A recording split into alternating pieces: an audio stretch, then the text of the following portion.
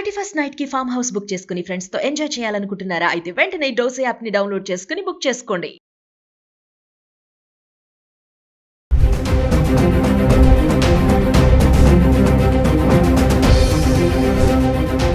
Suman TV ప్రేక్షకులకు నమస్కారం. నేను మీ అనలిస్ట్ మందరి కృష్ణారెడ్డిని. బంగారం షాక్ ఇస్తోంది, విపరీతంగా పెరుగుతోంది. వెండి బంగారంతో పోటీ పడుతోంది. 1979 తర్వాత ఈ అతిపెద్ద రికార్డు ఇదే అని చెప్పాలి. ఒక్క రోజులోనే ఇంత రేట్లు పెరగడం అనేది ఇంతవరకు ఈ మధ్యకాలంలో ఎప్పుడూ సంభవించలేదు. ఇలాగా 9,000 రూపాయలు సుమారుగా వెండి ఒక్క రోజునే పెరగడం అనేది రికార్డు చూపిస్తున్నటువంటి విషయాలు. అలాగే ప్రపంచ మార్కెట్లో కూడా 2025లో చూసుకున్నట్టయితే మనకు స్పాట్ గోల్డ్లో దాదాపు 71% పెరిగింది. 2024 నుంచి 25 వరకు మనం చెక్ చేసుకున్నట్టయితే ఖచ్చితంగా 1 ఇయర్ లోపల చేస్తే 71% మనకు పెరిగినట్టుగా చెప్పుకోవడానికి అవకాశం ఉంది. అలాగే 80% దాకా కూడా కొన్ని మంది దీని గురించి చెప్తున్నారు. గత క్రిస్మస్కి క్రిస్మస్ చూసినట్టయితే 80% డిఫరెన్స్ వచ్చిందని కొంతమంది దీంట్లో వాదన చేస్తున్నారు. ఈ సందర్భంగా 10 గ్రాముల గోల్డ్ రేటు ఎప్పుడు మనకు లాస్ట్ క్రిస్మస్లో 76,788 రూపాయలు ఉంటే ఇవాళ 50% కన్నా పెరిగి 12 నెలల్లో మంచి బలమైనటువంటి అప్గ్రేడ్ ఇవాళ మనకు కనబడుతుంది. అలాగే మరి వెండి ధర ఏకంగా 29,000 పెరిగిందంటే మామూలు విషయం కాదు. అంటే ఎందుకు ఇలాగ బంగారం రేట్లు ఇంత తేడా ఎందుకు వస్తున్నాయి, ఎందుకు ఇంత పెరుగుదల కనబడుతుంది అని చెప్పి మనం ఒకసారి ఆలోచిస్తే ఈ పెరుగుదలకు ముఖ్యమైన కారణాలు అమెరికా లోపల వడ్డీ రేట్లు బాగా తగ్గిపోయి రెపో రేట్లు బాగా తగ్గిపోయే ప్రమాదాలు కనబడుతుంది. ఎప్పుడైతే అమెరికా లోపల వడ్డీ రేటు రెపో రేటు తగ్గుతుందో అప్పుడు ఏం చేస్తారంటే చాలామంది బ్యాంకుల్లో డబ్బులు పెట్టకుండా ఆ డబ్బులన్నీ బంగారంలోకి మారుస్తారు. ఇక్కడ స్టాక్ మార్కెట్లు సరిగ్గా లేవు, ఫ్లక్చువేషన్ తిరుగుతున్నాయి. ఎప్పుడు పెరుగుతుందో ఎప్పుడు తగ్గిపోతుందో ఎప్పుడు డౌన్ అయిపోతుందో తెలియని పరిస్థితి ఏర్పడుతుంది. అదొక జూతంలాగా తయారైపోయింది. కాబట్టి చాలామంది స్టాక్ మార్కెట్ వైపు వెళ్లకుండా బ్యాంకులో దాచుకుంటే లాభం లేదనుకున్నప్పుడు బంగారం మీద పెట్టుబడి పెట్టేందుకు సిద్ధపడుతుంది. ఇలాగ బంగారం మీద పెట్టుబడి పెట్టడం ఒక మనుషులే కాదు, అంటే మామూలుగా వ్యక్తులే కాకుండా మరి దేశాలు కూడా బంగారాన్ని కొని పెట్టడానికి సిద్ధపడుతున్నాయి. ఇంతకుముందు డాలర్స్ దాచుకునేందుకు సిద్ధపడే వాళ్ళంతా కూడా ఇప్పుడు బంగారాన్ని దాచుకోవడానికి సిద్ధపడుతున్నారు. డాలర్ మీద ఆధారపడే ప్రయత్నం చేయడం లేదు. ఇంకా డాలర్ బాగా డౌన్ అయిపోతుంది. డాలర్ ఎప్పుడు క్షీణిస్తుందో తెలియకుండా ఉంది పరిస్థితి. ప్రపంచ దేశాలు ఆందోళన వ్యక్తం చేస్తున్నాయి. కాబట్టి ప్రపంచ దేశాలంతా వీలైనంత వరకు బంగారాన్ని దాచుకోవడానికి ప్రయత్నం చేస్తున్నాయి. ప్రపంచ దేశాలు బంగారాన్ని ఎంత దాచుకోవడానికి ప్రయత్నం చేస్తే అంత రేటు ఎక్కువ పెరిగేటువంటి ప్రమాదం కూడా ఉంది. ఇంకా భవిష్యత్తులో బాగా పెరుగుతుందని చెప్పి నిపుణులు తెలియజేస్తున్నారు.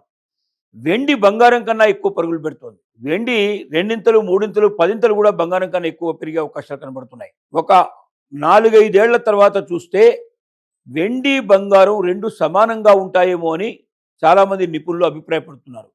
కారణం ఏమిటంటే బంగారాన్ని ఆభరణాల కోసం ఉపయోగిస్తున్నాం మనం. అక్కడక్కడ కాయిన్స్ తయారు చేయడానికి ఉపయోగిస్తుంటారు. కొన్ని చోట్ల ఔషధ పరిశ్రమల్లో చాలా తక్కువగా, ఎక్కడో చోట కొద్ది చోట్ల ఉపయోగిస్తున్నారు. కానీ వెండిని ఇవాళ ఎలక్ట్రానిక్ వాహనాల్లో ఉపయోగిస్తున్నారు.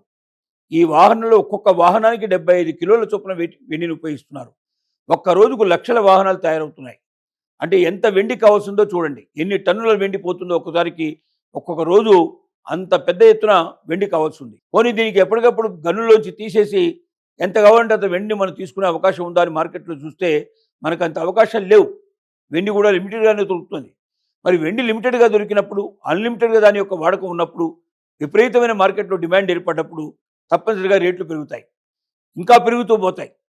కాబట్టి మనం సలహా ఇచ్చేది ఏమిటంటే పేదవారు, మధ్యతరగతి వారు, దిగువ మధ్యతరగతి వారు, మరి ఇలాంటి వారు ఎక్కువగా బంగారం మీద పెట్టుబడి పెట్టలేని వాళ్ళు, ఇవాళున్న పరిస్థితుల్లో బంగారం కొనుక్కొని దాచుకోలేని వాళ్ళు, బంగారాన్ని దాచుకుంటే బాగా 4 డబ్బులు పెరుగుతాయి, రేపు పొద్దున మనకు ఎక్కువగా బ్యాంకు వడ్డీ కన్నా డబ్బులు వస్తాయని ఆశించి బంగారంలో పెట్టుబడి పెట్టాలనుకున్న వాళ్ళంతా కూడా వెండి మీద పెట్టుబడి పెట్టండి.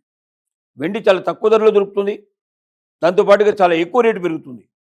మీకు బంగారం మీద పెట్టిన పెట్టుబడి 1 సంవత్సరం తర్వాత చూసుకుంటే ఎంతైతే పెరుగుతుందో దానికన్నా 5 నుంచి 10 రెట్లు, ఒక్కోసారి 25 రెట్లు కూడా వెండి మీద పెట్టే పెట్టుబడి పెరిగే అవకాశం ఉంది. కాబట్టి విపరీతమైన డబ్బు సంపాదించే అవకాశం మీకు ఉంది.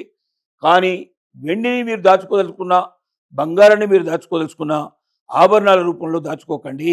ఆభరణాల రూపంలో దాచుకున్నట్టయితే ఏమవుతుందంటే దాంట్లో మజూరీ అంతా తీసేస్తారు. తర్వాత దాంట్లో పెట్టినటువంటి రాళ్ళు లాంటివన్నీ తీసేస్తారు. అవన్నీ తీసేసిన తర్వాత మీకు చాలా తక్కువ డబ్బులు వస్తాయి.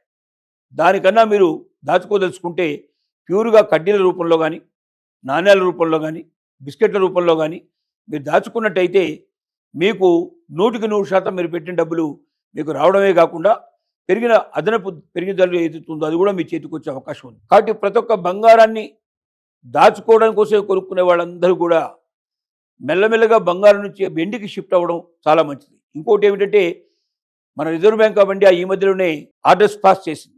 ఏమని? బంగారాన్ని మాత్రమే తాకట్టు పెట్టుకొని డబ్బులు ఇవ్వడం కాదు, వెండిని కూడా తాకట్టు పెట్టుకొని డబ్బులు ఇవ్వచ్చు అని చెప్పి. కాబట్టి వెండిని కూడా ఇప్పుడు మనం బంగారం తాకట్టు పెట్టుకున్నట్టుగానే వెండిని తాకట్టు పెట్టుకోవచ్చు, మనం డబ్బులు తీసుకోవచ్చు, మనం వాడుకోవడానికి అవకాశం ఉంది. కాబట్టి ఎక్కడైనా మనకు సమస్య వస్తే వెంటనే మనం అమ్మాల్సిన అవసరం లేకుండా తాకట్టు పెట్టి డబ్బులు తెచ్చుకొని మన ప్రయోజనాలు నెరవేర్చుకొని తర్వాత వాడిని విడిపించుకొని మళ్ళీ తిరిగి మనం మన దగ్గర పెట్టుకొని మనం ముందుకెళ్ళడానికి అవకాశం ఉంది. కాబట్టి బంగారం కన్నా వెండి ఎక్కువ పెరుగుతుంది. దాచుకొని డబ్బులు ఎక్కువ కావాలనుకునే వాళ్ళందరూ కూడా బంగారం నుంచి వెండికి షిఫ్ట్ అయితే మంచిదని మనం సూచన ఇస్తున్నాం.